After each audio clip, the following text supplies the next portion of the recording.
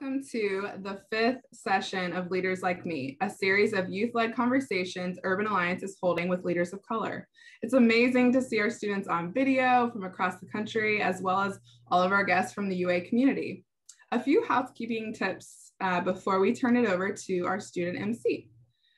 Please remember to stay on mute, and this meeting is also being recorded. And once we are finished, we will share the recording with all the attendees afterwards. Lastly, during the conversation, if you have questions for our speaker, please type them in the chat box, and we will keep track of these and send you a direct message in the chat box if your question is selected. Keep an eye on that chat box. With that, let me stop talking and turn it over to our student MC, Catherine Perdomo.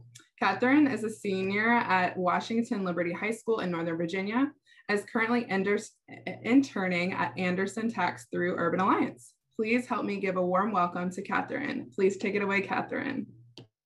Hello, everyone. I'm Catherine, and I'm excited to be interviewing Cecilia Muñoz today. Ms. Muñoz currently serves as a senior advisor at New America, a nonpartisan think tank. She spent 8 years in the Obama administration, including as the director of the White House Domestic Policy Council. Ms. Muñoz also recently led the Biden-Harris administration domestic and economic policy transition team. Before the White House, Ms. Muñoz spent 20 years at the National Council of La Raza. She's a graduate from University of Michigan and holds a master's degree from UC Berkeley. She was also awarded a MacArthur Fellowship, commonly referred as a Genius Grant. And in 2020, Ms. Muñoz published the book, More Than Ready, Be Strong and Be You, and Other Lessons for Women of Color on the Rise. Welcome and thank you for being here today. Let's get started. Thank you so much for having me, Catherine. I'm really excited about the conversation. Okay, first questions. Can you give us a quick summary of your career journey and tell us more about your position as senior advisor at New America? Sure. So I am a Latina from the Midwest. I'm originally from Detroit. My parents are immigrants from Bolivia. And I studied at the University of Michigan, as you said, and I did some graduate work at UC Berkeley. And I started working as a volunteer when I was a graduate student at a legal services clinic that provided help to immigrants. And I've kind of been doing immigration related work ever since then. Like I didn't realize at the time when I was volunteering that was going to be, that I was making a career choice, but it turns out that I was. So I worked for a little while in direct service. I moved to Chicago after graduate school and discovered that I was really good at advocacy, actually. I worked at a program that was helping immigrants legalize their status. Undocumented people become legal residents. This was back in the 80s, which was the last time that we passed a law that helped people legalize. It's long overdue. And I learned that the clients that we were seeing had advocacy needs, that there was a need for people to be able to speak to the folks who were making policy, to people in government, about what we were seeing in the lives of the people that we were helping. And I found that I was good at that. And so I ended up working in Washington, D.C. At an advocacy organization it was then called the National Council La Raza. It's now called Unidos US. And I was there for 20 years. I started as their immigration policy expert, because that's where I had the most hands-on experience. And I ended up, after a few years, running the public policy operation, trying to influence what happens in Washington, what happens in the Congress, and in the federal government that affects, in particular, the Latino community. But I was part of a broader civil rights community that was advocating for marginalized communities of color. While I was there, I got married. I had a couple daughters. And in 2004, I met a new senator from Illinois named Barack Obama. And I met him because we were trying to pass an immigration bill, the same immigration bill that we are all still trying to pass, by the way. But a version of it went through the Senate when he was a new senator, and I got to know him that way. And when he won the presidency, to my complete astonishment, he asked me to come and work in the White House. And I did. And so I was in his White House on his senior staff for all 8 years. The first 3 of those years, I had a job called Director of Intergovernmental Affairs, which meant that I managed his relationships with governors, with mayors, with tribal leaders from Native American tribes. And then I was promoted to something called domestic policy advisor. So I was the first Latina ever, the first Hispanic person ever in that role. I did that job for 5 years. I'm the longest serving person ever to have had that job. It was amazing. It was a ton of hard work. I learned so much. And so I was there for the whole 8 years in the White House. I was the senior most Latina on the White House team. And from there, when I left government, after like taking a nap for a minute, because we were all exhausted when we left, I started at an organization where I still am called New America. And what I do there is, my title, I was a vice president, I'm now a senior advisor. I'm trying to build work that's called public interest technology, which is essentially a way to use the tech skills that like people in the Silicon Valley use, the people who work at companies like Apple and Google and Microsoft, but to use those skills to help us solve our public problems, right? So using the skills that technologists use to help the government deliver some of the services that the Congress has passed to help people through this pandemic, to get unemployment benefits into the pockets of people, to get healthcare to people, to solve homelessness. Government is not very good at using these kind of modern techniques that people, the people who design the things that we use on our phones every day, that the stuff that they do, every day before breakfast, the government is not so good at doing. And I believe that needs to change. So I'm working at New America to change that in the hope of helping government be more effective, which to me kind of means everything. So that's like a really, really fast version. But I'm open just to, as folks are thinking about what questions they have, I'm open to any kind of question, either about careers, about being a woman or a person of color in these kinds of fields, about balancing work and family, any questions related to policy. It's all fair game. So wherever you want to take the conversation is good with me. Thank you so much. So we're in a fraught and difficult time with the pandemic still dragging on and the spotlights on racially motivated violence since George Floyd's death 1 year ago. What is your advice for young people who want to make a difference and move the needle closer to justice? What a wonderful question, and what a wonderful way to start the conversation, especially given where we are today and the anniversary that we celebrated yesterday. The movements which have transformed the country have always been led by young people, always. When you think about it, from the American Revolution to the movement for Black Lives and the Civil Rights Movement, which passed voting rights legislation and civil rights legislation and immigration reform legislation in the 1960s.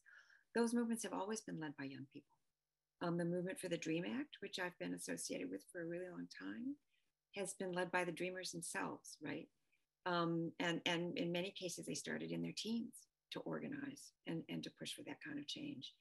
So never underestimate your capacity to make a difference. In some ways, it's really young people who come into the world with a vision of how it should be and with outrage that it's not as it should be.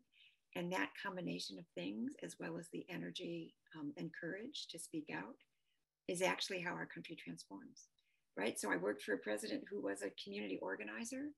What he's doing in his post-presidency at the Obama Foundation is actually about empowering young people who see themselves as agents of change, because he believes so strongly that that's how the world changes. So don't ever underestimate your ability to transform who we are, because that's exactly how we have been transformed. Thank you. That was insightful. Quite a few UA students are interested in careers in public service and public policy. In your opinion, what kind of experience, knowledge, and mindsets are most needed in the political and policy world right now? And what is the best way for us as young people to get started in this field? This is a great question too. So there's really two ways to think about the kind of experience that you need to do public policy. And I say this as somebody who's been doing public policy my whole career, more than 30 years. There's kind of a traditional path, which means it can mean, it doesn't have to mean, it for sure means getting a college degree. It can mean getting a law degree, doesn't have to be.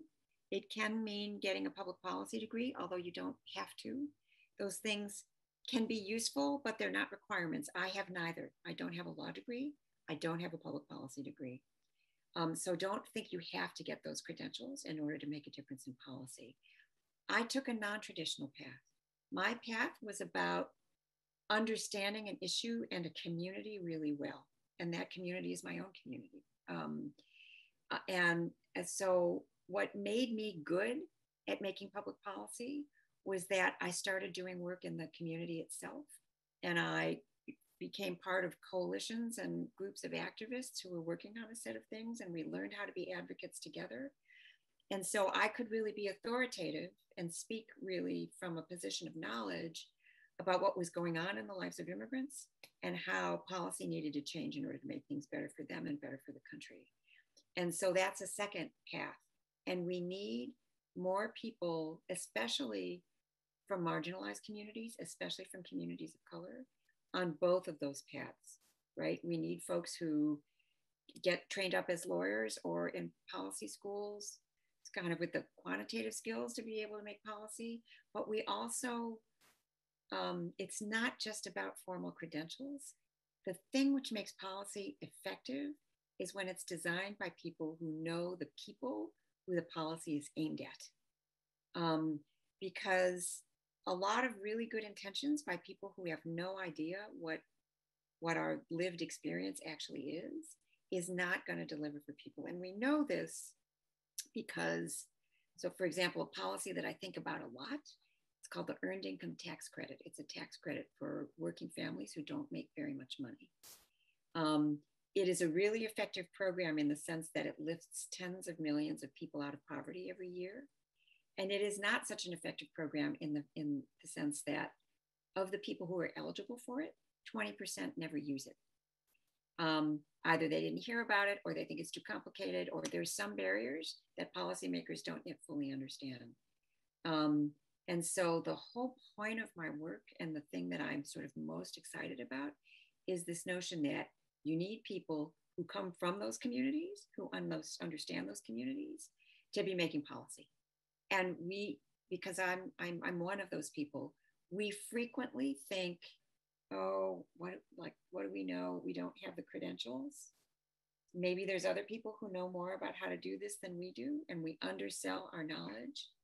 And our knowledge is actually pivotal to making the thing work. So it's important to both learn how to develop the skill set that you need to be a policymaker, to be able to analyze an issue, be able to write well, be able to speak well, articulate a set of ideas kind of concisely and accurately. But the other essential ingredient to making policy is being in love with the issue that you want to change, right? Waking up in the morning thinking about it. That's part of what makes you good at it. Thank you. As you shared, you served as the first Hispanic director of the White House Domestic Policy Council. What is the sense of responsibility that comes with being in a history-making position like that, and how did you handle that?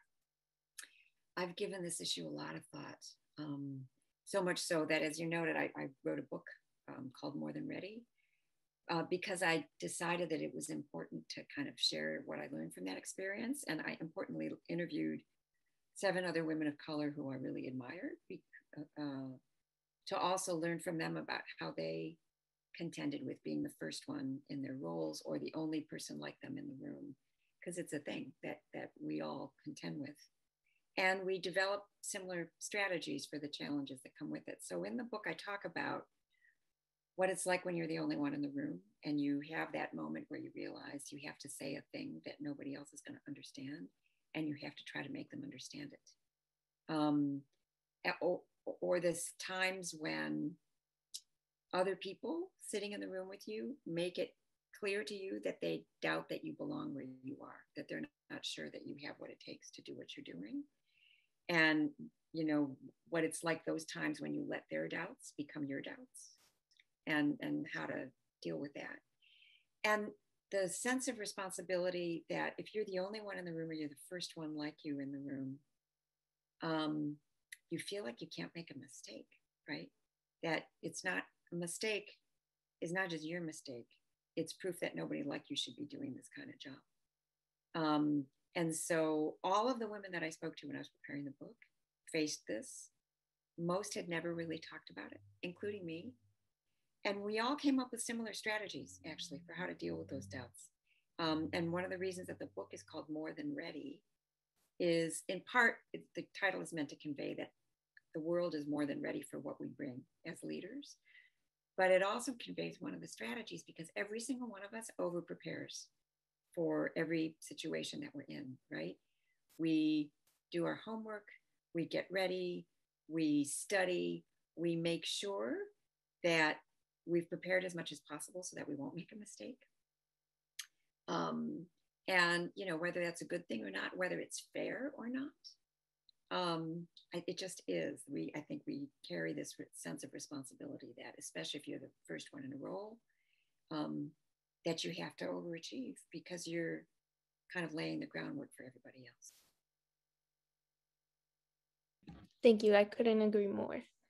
This month, we're finalizing our post-high school plans and preparing to take our next step into adulthood.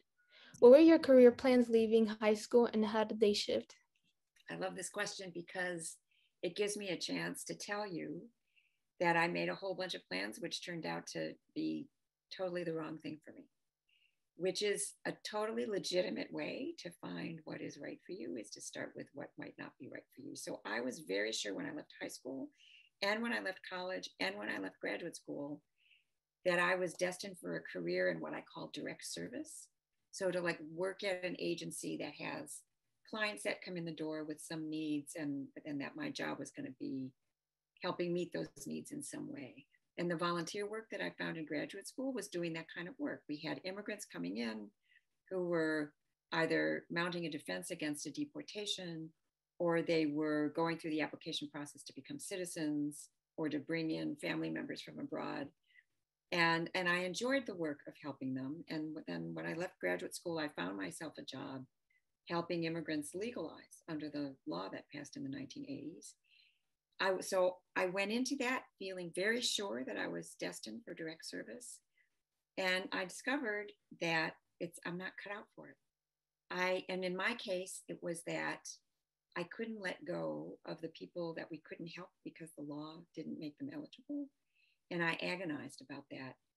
And at one point, a reporter asked me a question to describe my job. And I described it as feeling like you were watching people be pushed off a cliff, knowing that you can only help some of them. And like, those are not the words of somebody who's in love with their work, even though the work was important and I was proud to be doing it. So I tell that story because I think it's important to tell people who are just starting out that it's okay to go in a direction and discover that it's not the right direction, because sometimes you can't find out until you try it on. And it is perfectly okay to say, actually, that didn't work and I'm going to go in a different direction. In my case, even though I was unhappy doing direct service, I found my voice as an advocate out of that experience. I learned that I was good at describing what was going on in the lives of our clients and putting that in front of the people who were making decisions affecting their lives. And so by tripping over what turned out not to be my calling, I found my calling. And sometimes that's how it happens. And so it's okay to make mistakes, and it's okay to know whatever your first set of decisions is at this stage, it's only your first set, right? You're not locking yourself in for life. And so hopefully that takes the anxiety about this down a notch. Thank you. So as you mentioned that, what has been your toughest lesson you've learned in your career? I think I have had to struggle to learn, I hope this makes sense, to learn to take up space in a room. I'm a Latina. You can't tell because we're on Zoom. I'm short. I'm 5 feet 2 inches tall. So I just don't take up a lot of physical space. I'm pretty soft-spoken. And I am a person who tries to walk in the world with kindness. That's who I am. And I work in a pretty tough town and in a pretty tough talking town. And when I got to Washington, I was 26, and I really felt all of those things. I felt my Latinidad, I felt my size, I felt my gender, and I felt my Midwestern politeness and kindness, and all of those things to me felt like they communicated that people were going to pick up from me lack of toughness, that all of those things felt like a liability. They're not a liability. None of those things is a liability, but I felt like I had to compensate for what people were seeing when I walked in the room, and what I thought they were seeing was somebody small. And so my struggle in my career has been not to change who I am, because who I am is who I am, and who I am is plenty good enough, but to speak with authority and own that authority, and to recognize that even though all 5'2" of me is never going to be able to physically stand up to the people in the immigration circle when I got here were all men, and they were all tall, mostly all. Right, I was never going to be able to look them in the eye standing up, but I could hold my own. And that required work, right? The work to hold my own required making sure I understood the issues, making sure I articulated them well, making sure that I wrote well, like all of those things that I described before, being really prepared. But even decades into my career, when I get to the White House, I had to learn the lesson again. Like, I had to walk into that building and remember that I belonged there, and that I had not just every right to be at that table, that the president had asked me to sit at that table, but that it was important that I was at that table, that I had something to bring that nobody else in that room had, which is the experience of my own community. So for me, the lesson I keep learning over and over again is that what I bring is really important. And that's actually also why I wrote the book, because I want people like you to know the same thing, that what you bring really matters. The country needs all of you. Thank you so much. What role has mentoring played in your career, and what, in your opinion, makes a good mentor? I thought about this when I was writing the book. When I got to Washington, now this was in the late 1980s, which I'm sure seems to you like the dark ages, and maybe it was. There were very few women in senior roles in the civil rights movement, very few, even fewer Latinas. So my mentors were men, and they were great, and I'm grateful for them.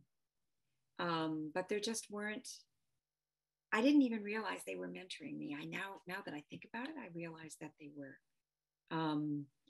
And so one of the things I've learned about mentors is that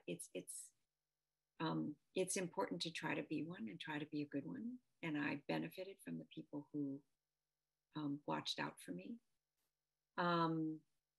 That if you are being mentored, it's important to use that person's time really effectively, because what they really want is to know what will serve you. So come with questions, right?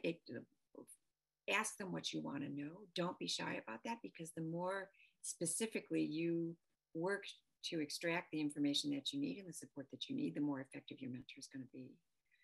And I also learned that a mentor doesn't have to be somebody older and more experienced than you. I continue to learn from people who are my peers, and people who work for me, and people who are much younger than me, people who are early in their careers. So don't assume that the kind of power relationship when you're young is that, well, people have something to offer you, but that you don't have something to offer, because it's not true. You're never too young to be supporting somebody. And the more you model the kind of behavior that you want to experience from your colleagues, from the people around you, the more you will create it. So that means think of yourself as a mentor, think of yourself as a good colleague, think of yourself as someone who's cheering on the people around you, because you will create a culture where others are doing the same thing. That's amazing. If you could pinpoint one skill that has been most useful in your career, what would it be and how do you develop it? Oh, the skill which has been the most helpful to me is my ability to take a complex issue and boil it down. I've used that every day for more than 30 years, right? So, and to give you an example from my White House years, the President of the United States is dealing with a lot of stuff. And if you have an hour of his time to make a decision on some hairy issue, your job is not to show off everything you know, because that's not a good use of his time. Your job is to take the big hairy issue, like how to reduce costs of higher education, to name one that we worked on, and do the work to boil it down so that you can explain, here's the challenge, here are the options, here are the pros and cons, and here's the decision that we are struggling with, because the stuff that got to his desk were only the hard things that we couldn't answer on the team down below him. So my job is to take all of that information and figure out what are the nuggets that are going to make it clear, that are going to give him the information that he needs to make a good decision. And that is, especially for anybody who wants to go into policy or public service, that is an invaluable skill. The ability to explain complicated stuff concisely, either in writing or verbally.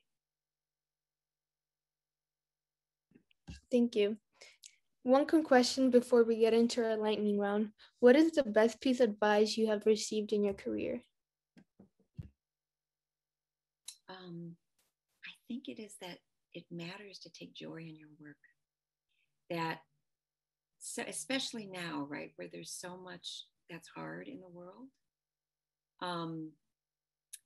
There's so many people around me who are doing things because they're important, and there's so much that's important, right? So the fact that something is important is not enough of a filter to apply. It should be important and also bring you joy, because I work on immigration policy. I have for 30 years. This is an area full of pain and frustration.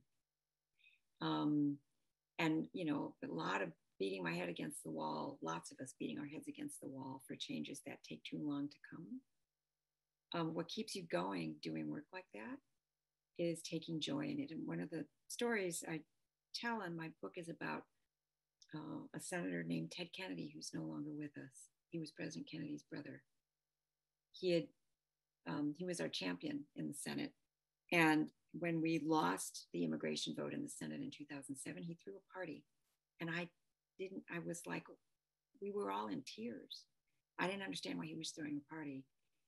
But we all went, and he was telling stories and laughing and getting us to laugh. And I realized what he was communicating. This is a man who, 2 of his brothers were assassinated. He'd won and lost more legislative battles than I will ever work on. What he was communicating was, you have to be in this work for the long haul, because not every moment is a victory. And so you have to find the joy even in the hard moments, because that's what it takes to do this over a whole career. And there is joy in this work. It's noble work, even when you lose. And sometimes those losses are the things which ultimately pave the way to victory. But you won't know that if you don't stay with it. And to stay with it, you need joy. Thank you. So before we open up for Q&A, we'll do a quick lightning round. Remember to type your questions for Ms. Muñoz in the chat box. Okay, you have 60 seconds. Here you go. One food you could eat forever. Pizza. Last TV series you binged. Great British Baking Show. Favorite place in the world. Northern Michigan. Phone app you use the most. Twitter. Sorry. Who's your personal hero? My mom. Personal theme song or favorite song? There's a song called In My Life by the Beatles. No. Favorite part of your day? The morning. I'm a morning person. Best book you've ever read, other than your book? 100 Years of Solitude by Gabriel Garcia Marquez. One thing you can't live without? My family. Favorite movie of all time? I'm a sucker for the Star Wars movies. Thank you for sharing. Now we'll take a few questions from the students. Please forgive me if I pronounce anyone's name wrong. First up is Tessa Rings. Please unmute yourself and ask your question.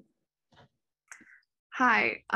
So my question was, since you worked so closely within the Obama administration in the immigration sector, which you just said has a lot of pain and frustration, what does it feel like when you are that close to meaningful legislation, but bipartisanship is non-existent and there's no compromise happening, and the bills that you were supportive of just die in Congress? Does it get just immensely frustrating and outrageously annoying? And how do you keep your motivation? Yes, big time. And that happened on the immigration bill. We passed a bill through the Senate in 2013, a bipartisan bill. It's not easy to do. And the Speaker of the House kept telling the president he was going to bring it up, and then he didn't. And so we could see the finish line, and it didn't happen. Same thing with the DREAM Act. We passed it through the House in 2010, got a vote in the Senate. There were 11 Republican senators at the time who had voted for it in the past, and we needed 8 of them. We only got 3, so we lost by 5 votes. And, we were in tears. But that time, we were watching the vote in my office in the West Wing, and the president came upstairs because he heard we were upset, and he said, remember that victories take time. That vote happened the same day as the vote to repeal Don't Ask, Don't Tell, which that was a victory, but it was 17 years in the making. And he said, look, remember, the defeats are part of what happens on the way to victory. You have to take the long view in order to not let the frustrations get to you. And he's right about that. So I try to keep my head there and remember that each frustration is still a kind of a brick on the road to the victory that I know we will have.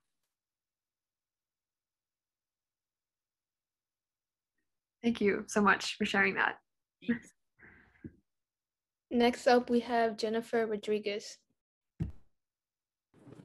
It's a pleasure to meet you, Ms. Muñoz. My name is Jennifer Rodriguez, and I'm an intern at Common Ground Foundation. My question is, what was a challenge for you or your community that you wanted to change and you didn't give up? Oh, gosh, it's still happening, right? That immigration bill, mostly the effort to legalize people. Starting with dreamers, right? Starting with people who are DACA recipients, dreamers, but not just limited to that. There are 11 million undocumented people in the United States. The vast majority have been here decades. The vast majority of the country supports putting everybody on the right side of the law. And if we were to accomplish that, we would eliminate so many other problems. So I've been working on that for more than 20 years, as have a lot of other people. And, we're still at it and still not necessarily close to a solution. But again, big changes take time. I reflect in the book on, it took more than a century for women to earn the vote.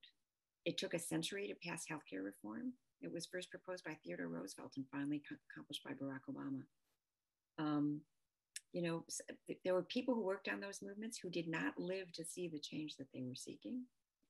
So, it just means you have to hold your particular candle, and that's noble work. Nothing is impossible. Thank you so much for answering my question, Ms. Muñoz. Thank you. Next, we have Jay Morales. Hi, my name is Jay Morales. I want to thank you for spending your time here talking with us. My question is, what advice do you have for someone my age that you wish you had during your age? Oh, I wish someone had told me when I was at your stage to be confident in who I am and what I know and what I bring. It took me a long time to sort of accept that I had something to offer. As a woman of color. And I now understand how much we need you. And in some ways, the sooner you understand that, the more effective you'll be in helping fix the things that we're all trying to fix. Thank you for your information. Thank you. Next question is Emmanuella Jones.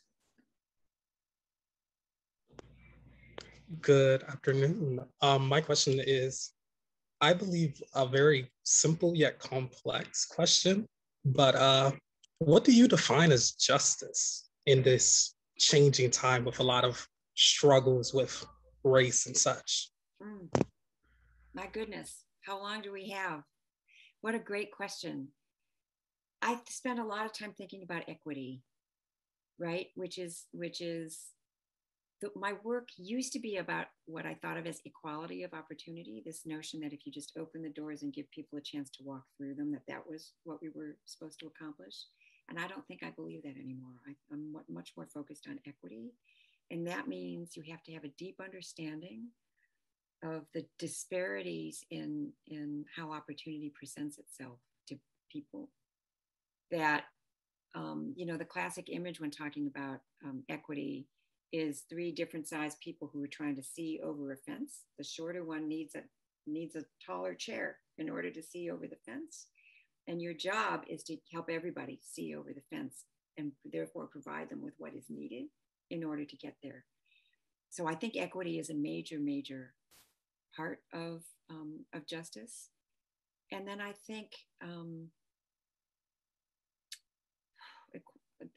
I'm not sure of my words here, but equality under the law. In other words, equity in terms of opportunity, but also equal justice, right? This notion that the law should treat us the same without the kinds of biases that we know happen in every part of the system. And as what my daughter would call a white passing Latina, I understand even in my own community that means something different for me than it means for my cousins who are darker, right? And that each of us has a responsibility to understand how this affects us, but also how it affects people who are different than us. And as someone who's been in the civil rights movement my whole career, I feel like there's so much that I'm still continually learning about that. Last summer and the year which has followed, in some ways the last 4 years, has, I think, taught all of us a lot. And we have to be willing to learn it with our eyes really, really wide open, all of us. And I think I think understanding our history is a major element of justice as well.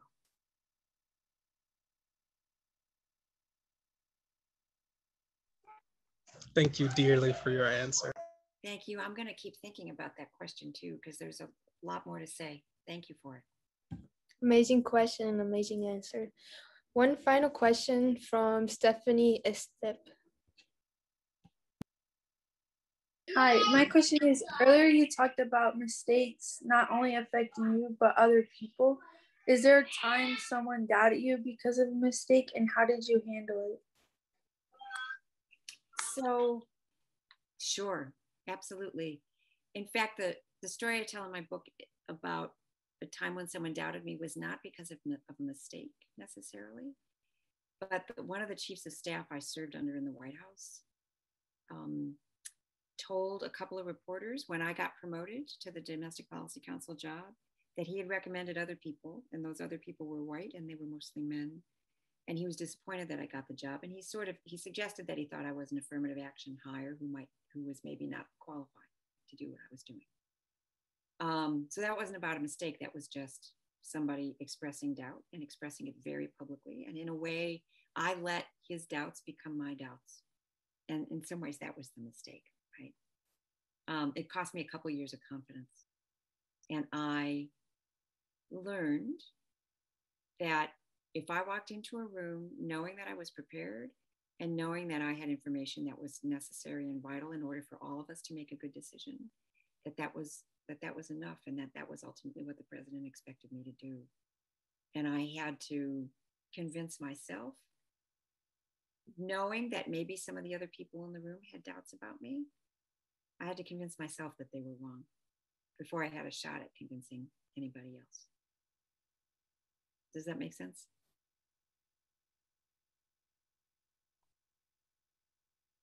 Yeah, that makes sense. Thank you. To close out, what is one thing you'd like us to remember from today's conversation? The whole reason I wrote this book is because I came to a deep understanding that we have a lot of challenges to confront as a country, as a planet. We have the capacity to fix all of those things. I don't believe there are intractable problems.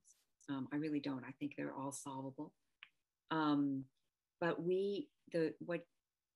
what will get us to the place where we're solving those problems is people like us understanding the power that we have to do it. And so each of you should really understand that your voice, your knowledge, the expertise you already have as humans and the expertise you will gain as you start your careers, as you continue your education, all of that is vital to how we're going to solve our problems. And you should not doubt your capacity to make change and to make a difference. And it really, as I started with, it's young people in particular who have led the movements that have transformed this country already. So don't doubt what you have the capacity to do. We really need you. Thank you so much, Ms. Muñoz. It was an honor to speak with you. I'm going to throw it back to Ms. Lauren to close us out.